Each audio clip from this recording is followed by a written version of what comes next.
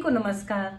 आज दिनांक 2 सितंबर 2025 को समाजशास्त्र विभाग नारी शिक्षा निकेतन स्नातकोत्तर महाविद्यालय और विद्या भारती उच्च शिक्षा संस्थान के संयुक्त तत्वावधान में एक व्याख्यान का आयोजन किया गया।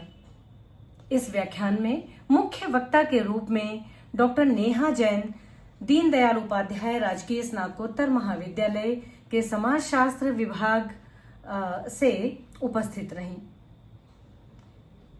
समाजशास्त्र विभाग की ओर से प्रोफेसर सुनीता कुमार, मैं स्वयं सत्या मिश्रा जो कि प्रोफेसर के पद पर कार्यरत हूं, और प्रोफेसर अपर्णा सिंगर ने यह आयोजन निष्पादित किया। इस व्याख्यान का शीर्षक है भारतीय ज्ञान परंपरा एक जीवन धारा, अर्थात Indian knowledge system a way of life. देखते हैं इस व्याख्यान की कुछ झलकियां। शुभ संध्या। चलते हैं इस कार्यक्रम की औपचारिक शुरुआत की ओर। जैसा कि आप सभी को विदित है कि नारी शिक्षा निकेतन महाविद्यालय लखनऊ के समाजशास्त्र विभाग द्वारा आज एक व्याख्यान का आयोजन किया जा रहा है। तो हम सभी इस आयोजन को सफल बनाने हेतु इसके एक भाग के रूप में उपस्थित हैं।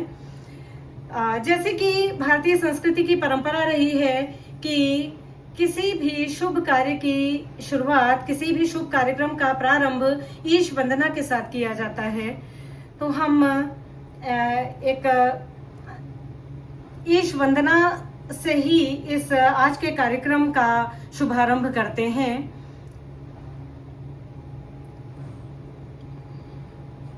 ओम पूर्णमदः पूर्णमिदं पूर्णात् पूर्णमुदच्यते पूर्णस्य पूर्णमादाय पूर्णमेवावशिष्यते। ओम शांति शांति शांति। अनेक उक्तियां हैं, अनेक उक्तियां भारतीय ज्ञान परंपरा में प्रचलित रही हैं। अस्तो माँ सद्गमय तमसो माँ ज्योतिर्गमय, अर्थात असत से सत की ओर और अंधकार से प्रकाश की ओर जाने की अनेक बातें कही गई हैं। हम आज इसी प्रकार के ज्ञान की प्राप्ति के लिए यहाँ पर एक मंच पर, आभासी मंच पर उपस्थित हुए हैं।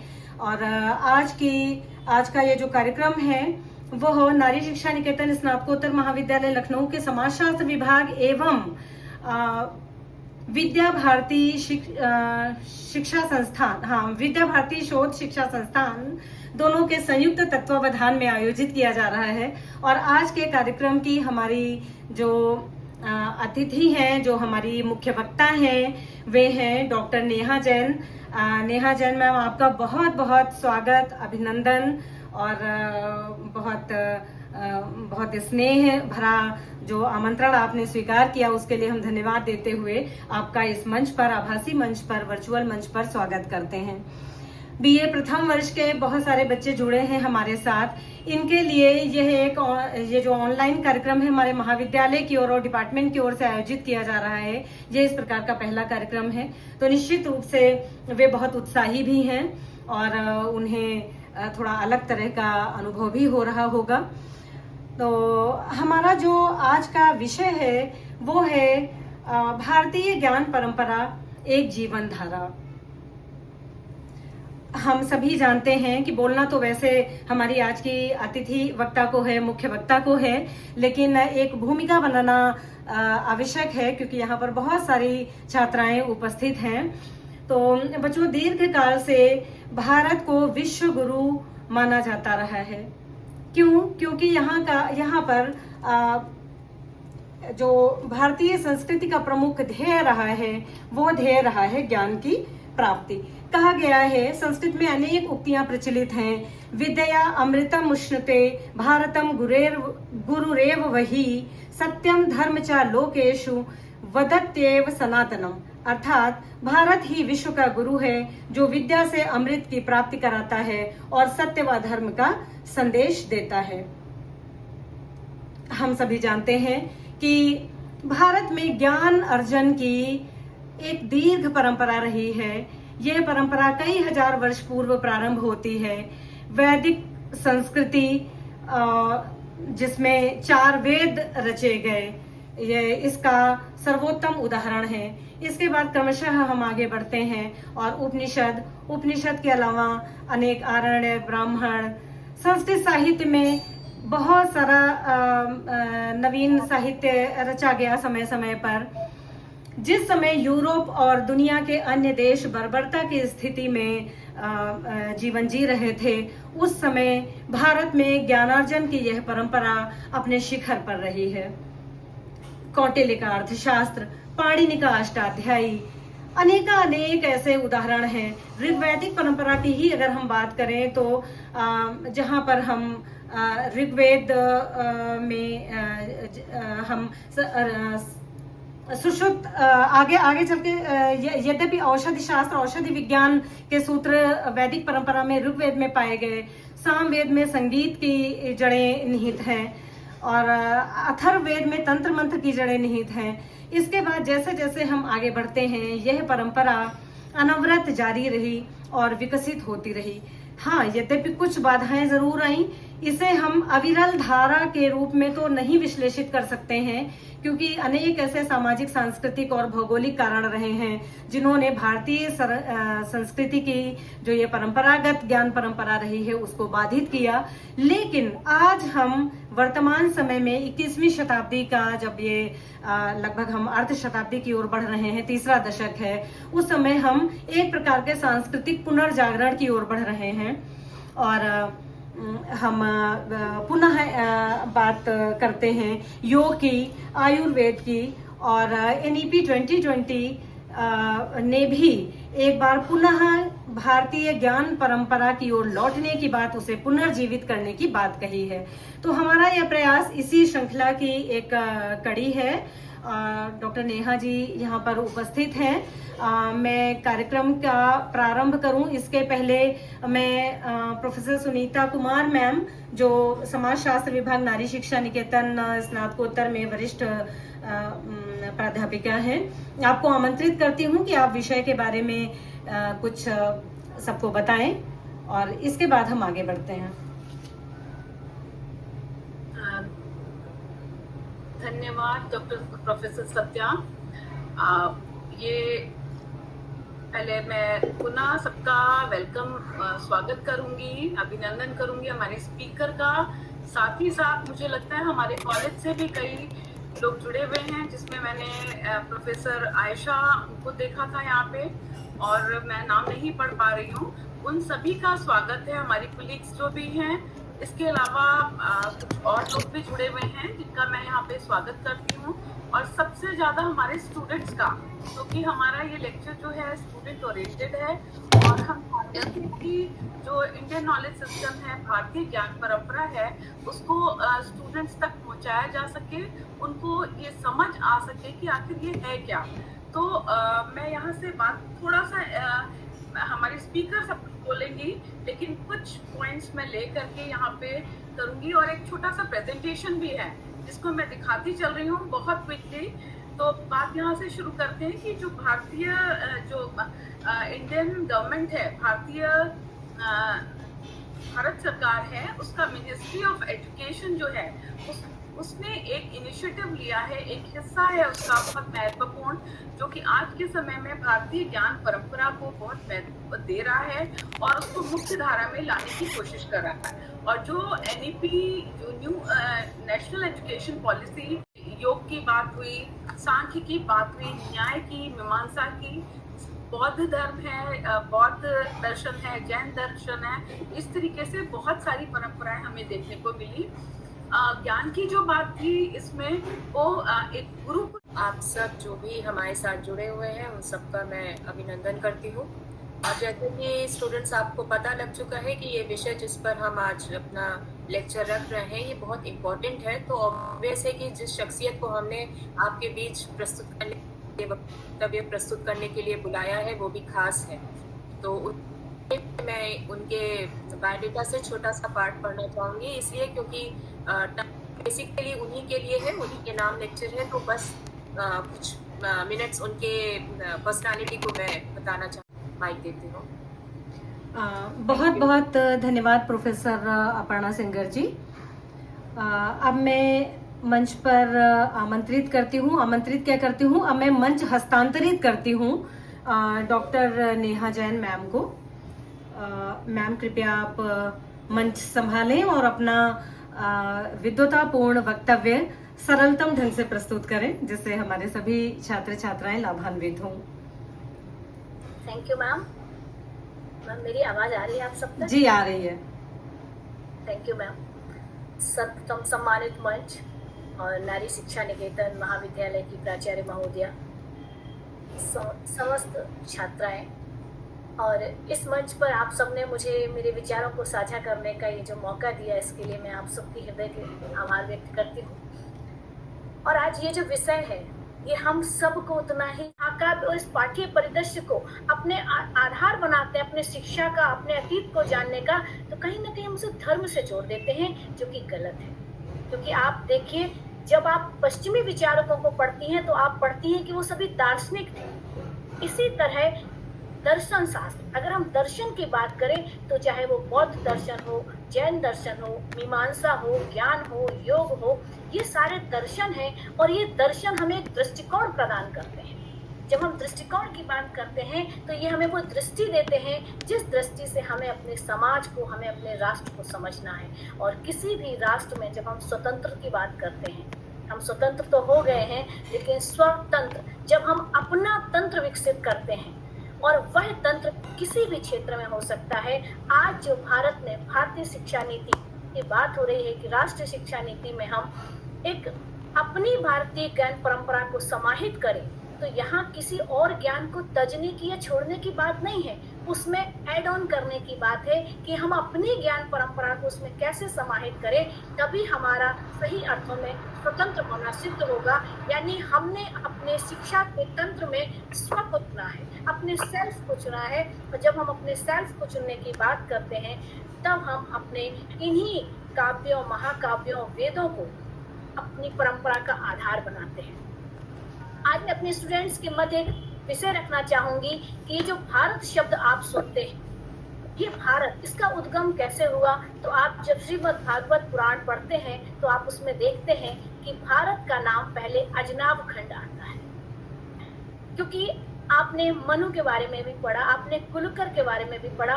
और आज हम जैन दर्शन में जो प्रमुख पुराण, आदि पुराण, आचार्य जिनसेन पुराण है, जिसमें इस पूरी सृष्टि का क्रम समझाया गया। कोपरनिकस और गैलीलियो तो बहुत बाद में आए। आज से 2800 वर्ष पूर्व जब जैन धर्म और उसमें भी जो प्रथम तीर्थंकर ऋषभ देव की बात आती है, और ये ऋषभ देव जो कि अयोध्या के प्रथम राजा माने जाते हैं, ये माना जाता है कि जो स्वयं बौद्ध दर्शन ने कभी भी जेंडर डिफिनेशन नहीं दिया, डिफरेंशिएशन है ही नहीं। आप जैन दर्शन देखें, कहीं भी आपको जेंडर, यहाँ तक कि पूरे भारतीय दर्शन में हमें कहीं लिंग का भेद नहीं मिलता, क्योंकि हमने आत्मा माना है और आत्मा का कोई जेंडर नहीं होता है। स्त्री और पुरुष केवल उतने देर है जब किसी तरह के शारीरिक संसर्ग है, मिलन है, लेकिन जब हम मुक्त आत्मा की बात करते हैं, लिबरल सोल की बात करते हैं, लिबरल सोल किसी भी जेंडर में बंधी हुई नहीं है। इसलिए पेरिस में मनु की प्रतिमा लगी हुई है और उसके नीचे की जिस पर जितनी व्याख्या और जितनी चर्चा की जाए वो कम है। भारतीय ज्ञान परंपरा को सीमित शब्दों और समय में बांधना मुश्किल है, लेकिन मैंने एक छोटा सा प्रयास किया है अपनी छात्राओं के मध्य, आप सबके माध्यम से। इसके लिए मैं पूरी आयोजन टीम को हृदय से धन्यवाद देती हूँ। Thank you. बहुत बहुत धन्यवाद मैम आपको। बहुत ही तथ्यपरक सोदाहरण आपने अपना वक्तव्य सबके समक्ष प्रस्तुत किया। बिल्कुल समा बांधने वाला वक्तव्य था, और समय की सीमा को तो ध्यान में हम लोगों को रखना ही होगा, अन्यथा हम आपसे कहते कि नहीं आप बोलते रहिए और हम सुनते रहें।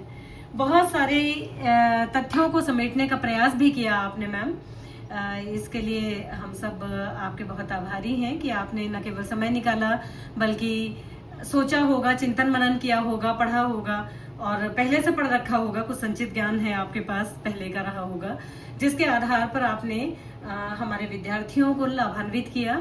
सुनीता दी, आप क्या 2 शब्द कहना चाहेंगी मैम के वक्तव्य के बाद? कोई सारांश या मैम के वक्तव्य का सारांश? हाँ, सारांश तो नहीं, क्योंकि सबने अच्छे से सुना और हाँ, मुझे लगता बेशक। है बस स्टूडेंट से मैं ये जरूर कहना चाहूंगी कि आप लोग इन बातों को ध्यान रखिए, सुनिए और कोशिश करिए कि इनको अपने रोज की जीवन में लाने का प्रयास करिए, है ना। तब ये सार्थक होगा। हम लोग का जो ये लेक्चर हुआ है, ये वक्तव्य जो था वो तभी सार्थक है, और इसकी हम लोग की जो कोशिश है वो तभी सार्थक है जब आप अपने को इसको अपने जीवन में लाएं। बहुत छोटी छोटी चीजें हैं जो अभी आपने डिस्कस बताई भी अपने वक्तव्य में, और आगे भी सुनते रहें और कुछ आप भी सीखें तो हम लोग को भी बताएं। तो ये पूरा इंटरेक्शन हम लोग चाहते थे कि हो, लेकिन क्योंकि काफी टाइम हो गया है तो मुझे लगता है कि कभी क्लास में हम लोग डिस्कस करेंगे और दोबारा कभी मौका लगेगा तो फिजिकली भी, ऑफलाइन भी हम नेहा जी को बुलाएंगे और साथ में एक डिस्कशन पैनल बना करके हम लोग इस काम को करेंगे। तो ये बहुत अच्छा लेक्चर रहा। बहुत सारी चीजें हमने भी इसमें सीखी, सुनी, तो मुझे लगता है कि हम सभी के लिए ये उपयोगी रहा। कुछ हमारे, जैसे मैंने शुरू में भी कहा कि प्रोफेसर आयशा जुड़ी हुई हैं, वो कुछ कहना चाहेंगे इस विषय पे, अगर वो हैं तो। आयशा, आप अपनी कोई टिप्पणी देना चाहें तो हमें बहुत अच्छा लगेगा। शायद या डॉक्टर नेहा मैम के कॉलेज से दीनदयाल उपाध्याय राजकीय महाविद्यालय की छात्राएं भी यहाँ पर उपस्थित होंगी। अगर टीचिंग स्टाफ में भी कोई है या हमारे स्टाफ में है और हम देख ना पाए हाँ, हों हम नहीं देख पा रहे तो हैं। कृपया आप एक टिप्पणी अगर अपनी जोड़ेंगे तो हमें बहुत अच्छा लगेगा। वैसे बहुत बृहद विषय को नेहा मैम ने बहुत ही सफलता के साथ, बहुत सीमित समय में बहुत अच्छे से इसको हम सबके समक्ष प्रस्तुत किया, इसे रखा, और निश्चित रूप से छात्राओं को अपनी संस्कृति के अध्ययन की प्रेरणा मिलेगी इससे,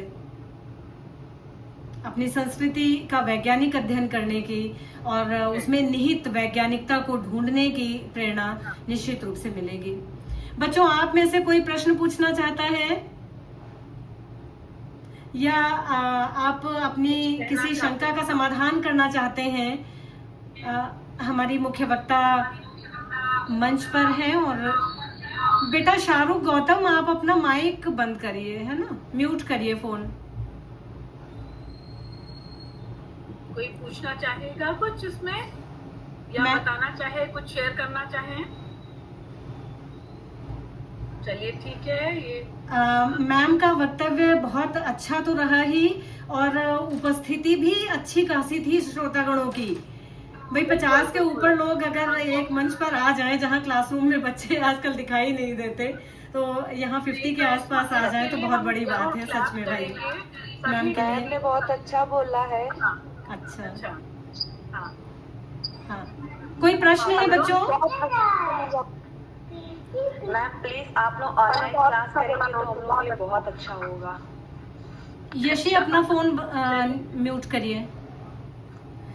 निश्चित रूप से मैम ने बहुत सारगर्भित और बहुत ही अच्छा व्याख्यान दिया। और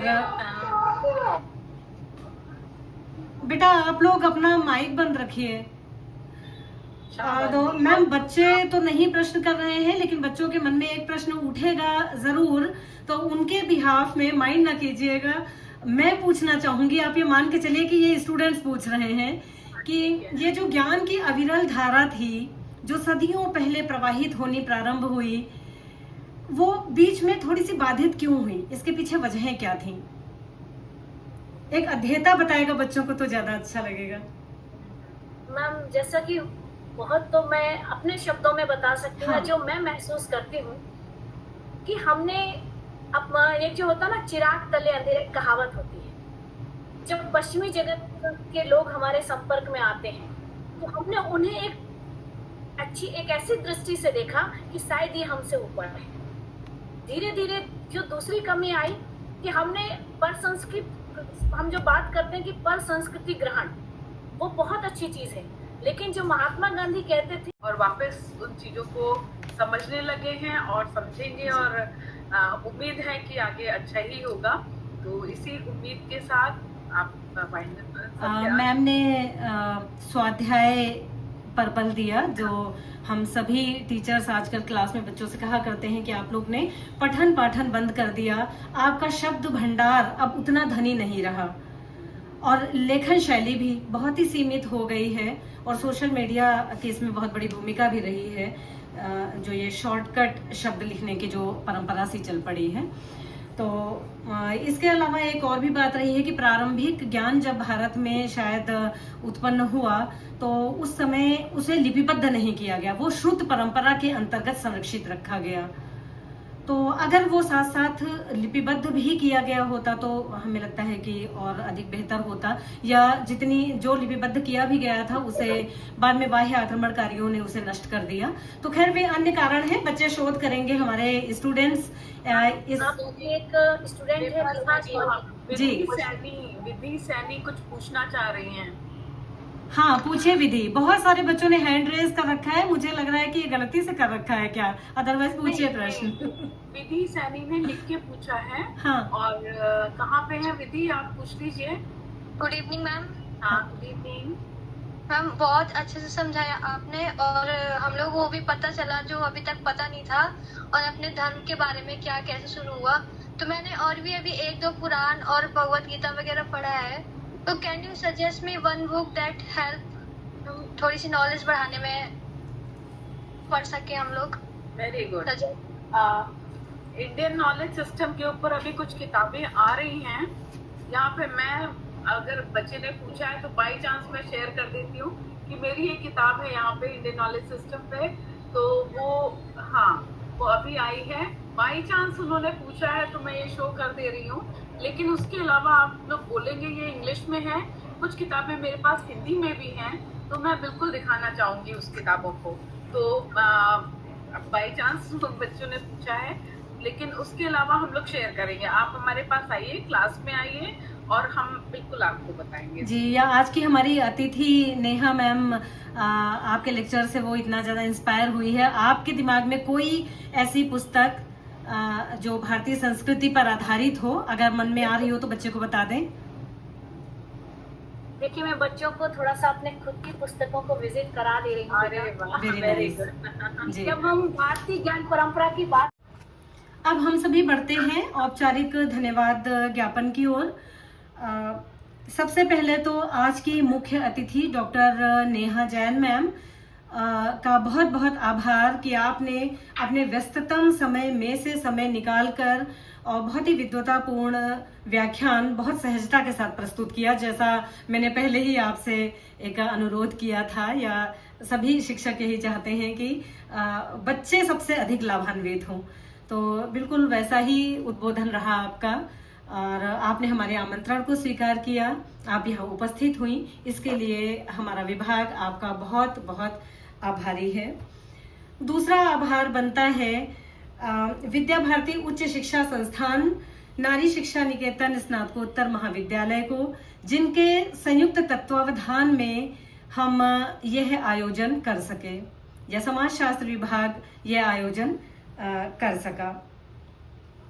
यहाँ पर उपस्थित प्राध्यापिकाओं को, प्राध्यापक गणों को, जो कि लखनऊ के विभिन्न महाविद्यालयों से संबंधित रहे हैं, और मैं जैसे कि मैंने पहले ही कहा था कि मेरा पूरा प्रयास था कि किसी तरह से इसकी थोड़ी बहुत रिकॉर्डिंग भी की जाए, तो मेरा ध्यान बराबर बटा हुआ था, तो शायद मैं कुछ नाम नहीं देख पाई हूँ।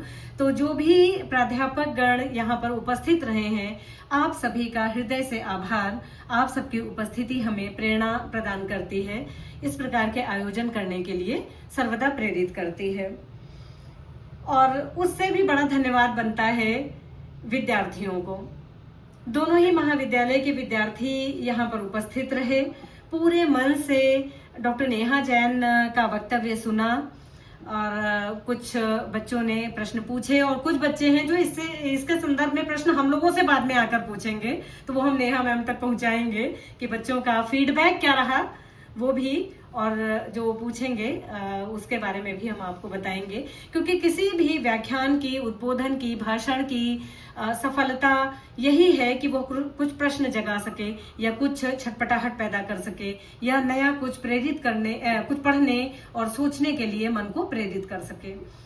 तो इसलिए नेहा मैम आपका बहुत बहुत आभार।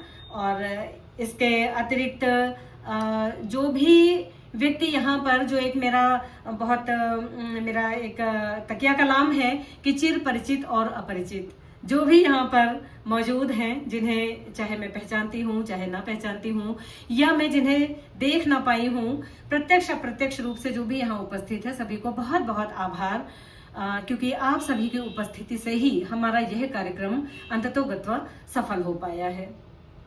तो सभी को बहुत बहुत आभार और धन्यवाद। मैम आपको भी पुनः आभार। Thank you ma'am.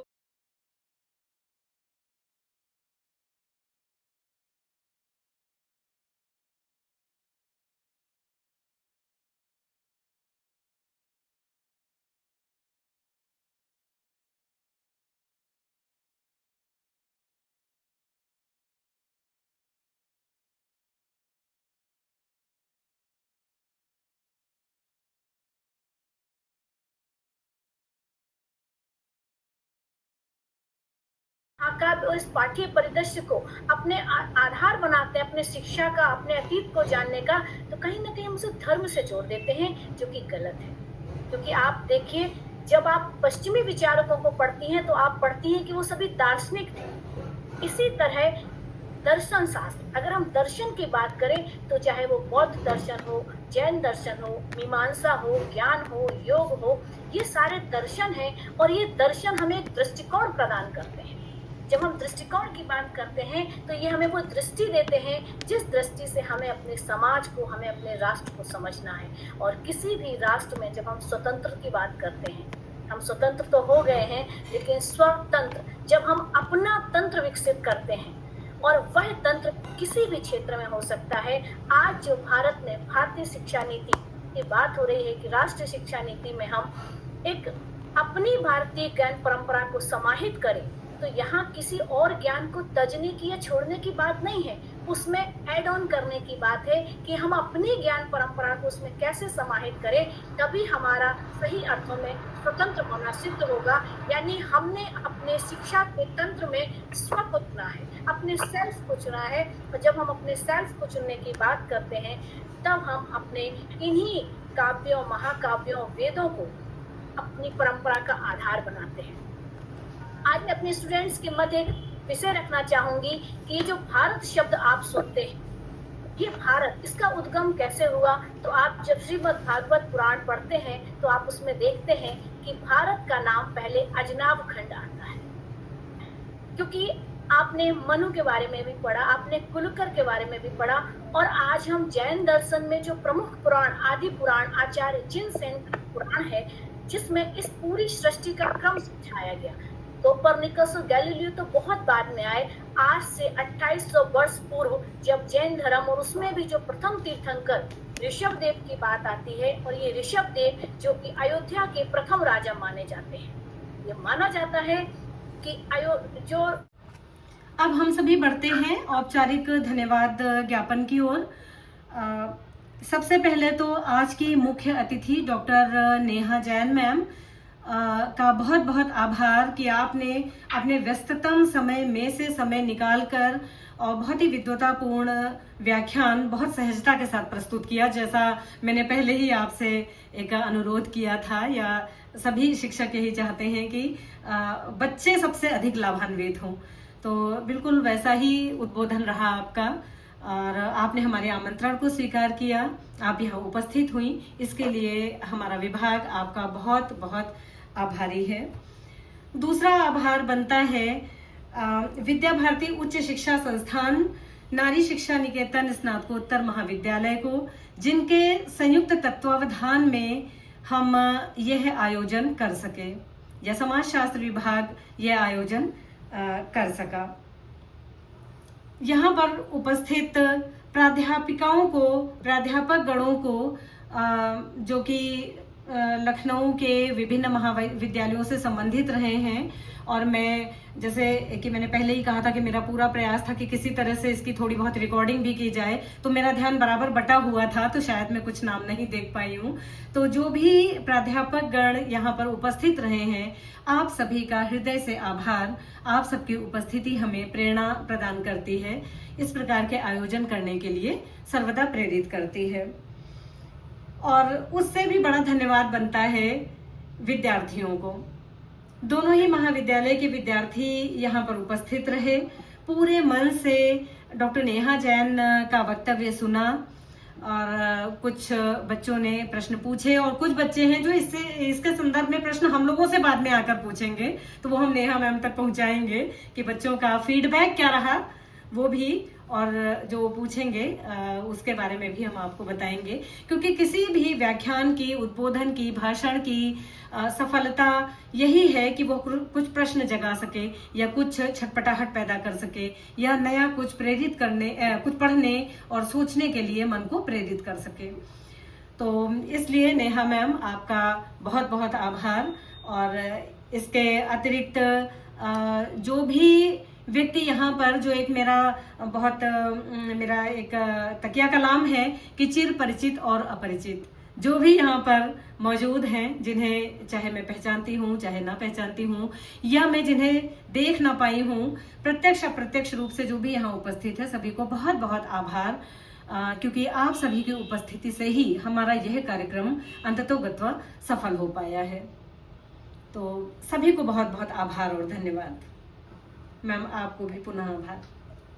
Thank you ma'am.